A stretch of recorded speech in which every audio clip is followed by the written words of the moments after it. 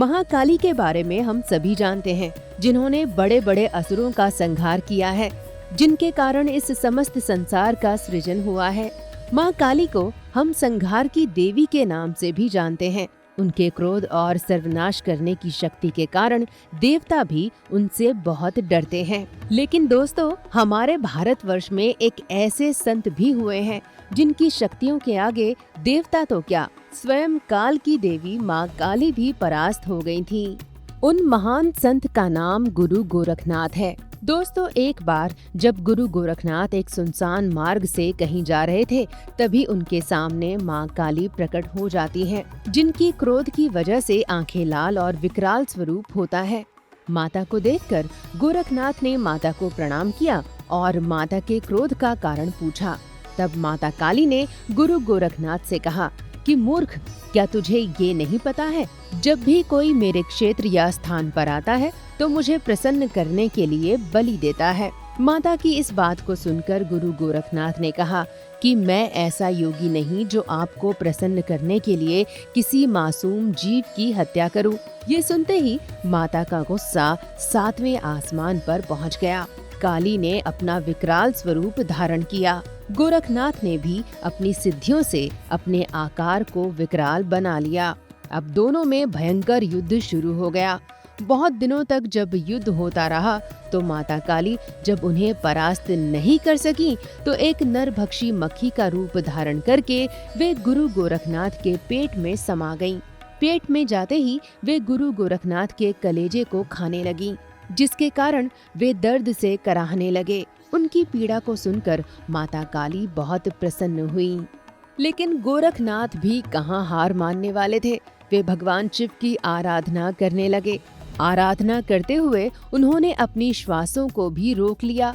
योग बल के कारण पेट के अंदर ही अग्नि चक्र को प्रज्वलित कर लिया। माँ काली अब अंदर ही अंदर जलने लगी।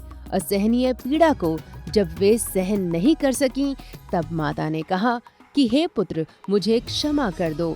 हे सिद्ध पुरुष, मुझे क्षमा कर दो। गुरु गोरखनाथ ने कहा कि मैं आपको 3 शर्तों पर क्षमा करूंगा और बाहर आने दूंगा।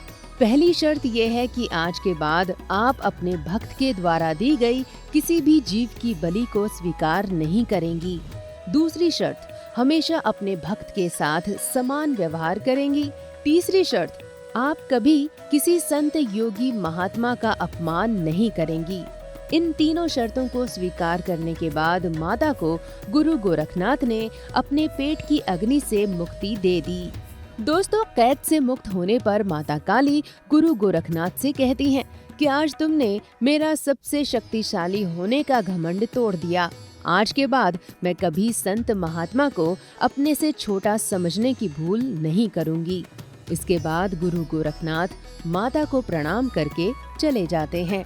गुरु गोरखनाथ के द्वारा ही हठ योग और नवनाथ योग की परंपरा की शुरुआत मानी जाती है। आज भी हम जितने आसन, प्राणायाम, मुद्रा, नादानुसंधान, षटकर्म और कुंडलिनी जागरण आदि योग साधनाओं के विषय में जानते हैं, वो सब इनके द्वारा ही हमको प्राप्त हुई हैं। देवी देवताओं के जितने भी साबर मंत्र हैं, उन सभी की रचना गुरु गोरखनाथ द्वारा की गई है। दोस्तों, गुरु गोरखनाथ की समाधि आज भी उत्तर प्रदेश के गोरखपुर में मौजूद है। समाधि स्थल होने के कारण ही यहाँ का नाम गोरखपुर पड़ा है।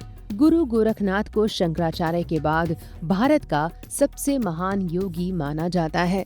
उत्तर प्रदेश के सबसे शक्तिशाली योगी आदित्यनाथ भी इसी संप्रदाय का अनुसरण करते हैं और गुरु गोरखनाथ की उपासना करते हैं, जिसके कारण कोई भी विरोधी योगी आदित्यनाथ के सामने टिक नहीं पाता है।